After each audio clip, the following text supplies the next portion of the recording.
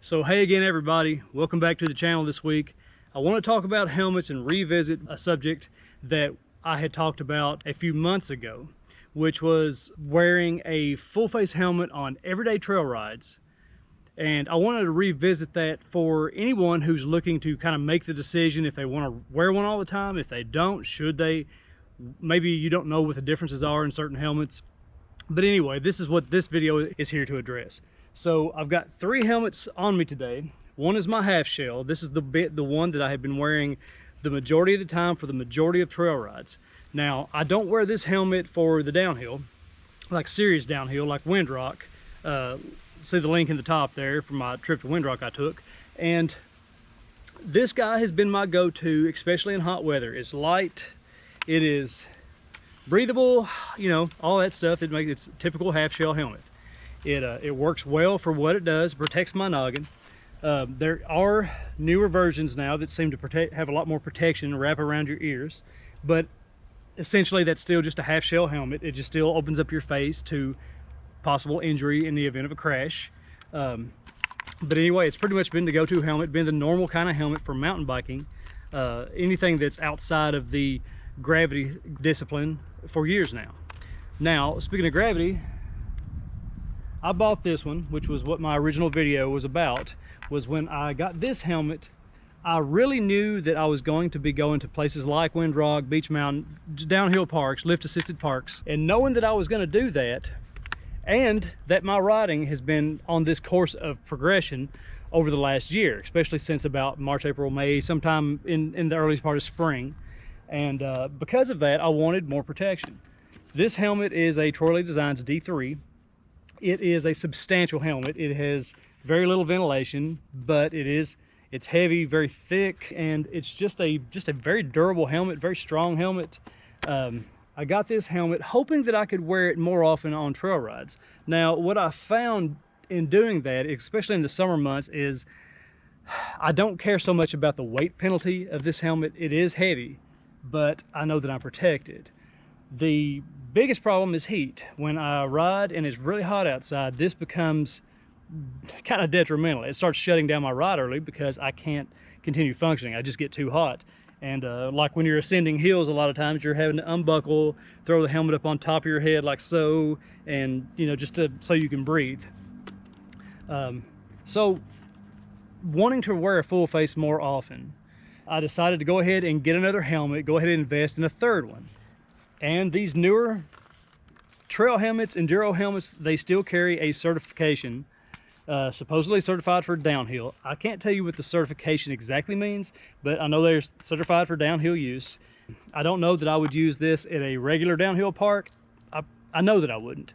I would use the D3 because it's so much more substantial. It is so much burlier of a helmet than this one. Honestly, a friend of mine told me when he went from a downhill helmet to one of the newer helmets like this one. This is an IXS Trigger full face. It's new currently. At the time of this video, it is the lightest full face trail helmet available at about 600 grams for the small medium. And when I first got it and took it out of the box and put it on, and I'll use the analogy my friend said, it felt like a toy. And it really does, in comparison only to the downhill full face, my D3. It's light, super light, and upon wearing it and trying it out, it's just as breathable pretty much as my half lid, you know, within just a little bit of difference from the front here. But to answer the question, if you are looking to wear a full face helmet on everyday trail rides or playing around in stair steps and urban sort of environments like that, I don't know that I can say that you should wear anything but one of these.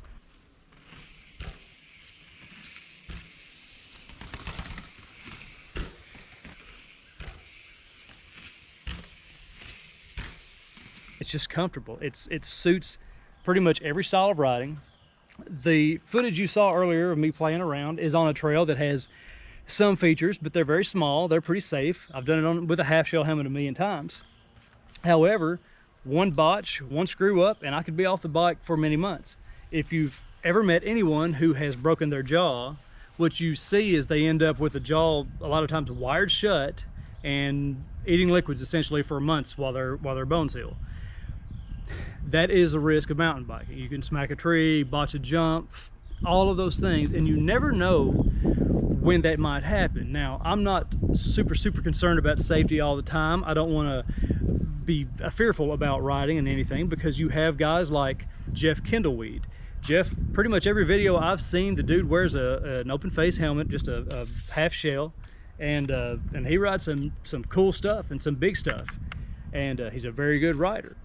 But you know, he's the kind of rider, he's confident in his half shell helmet, and so that leaves it pretty much up to you. If you care what someone thinks or what someone might say because you're on a regular trail with a full face helmet, if you're the kind of person who cares and worries and doesn't want to hear people making fun, saying you're overdoing it, that's okay. It's okay to feel that way, but it is your safety. And the only one responsible for your safety is you. And the only one responsible for this, if someone doesn't like the way it looks on me, they can go kick rocks, because I would rather wear this every day on every ride if I know I'm going to be riding super aggressive.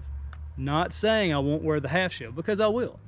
There are certain times, certain rides, certain areas that there's just nothing really available, or I'm just out for a recovery ride, so I'm going to wear that half shell helmet and be extra comfortable, a little bit of extra breathing, especially in the summertime.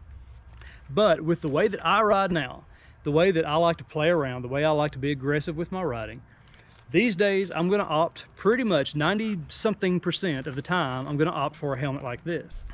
So at the end of the day, guys, you make this decision for yourself based entirely upon the trail that you're riding, on your style of riding. If you're really aggressive, if you're even pretty aggressive, fairly aggressive, I would say to opt for something like this with the technology that is making these helmets so ridiculously light, with so much ease of use, and they look good. Does this look like a stormtrooper helmet? Are they a little overkill for some trails? Possibly. I would say going overkill would be wearing the downhill helmet, the D3, every time I'm on a trail. It's too hot. It is a very substantial helmet. This carries a similar, if not the same, rating for downhill. So I think I would opt for this helmet on most trail rides. 90% of the rides and 90% of the video that you see from me from now on in third person will likely have this helmet.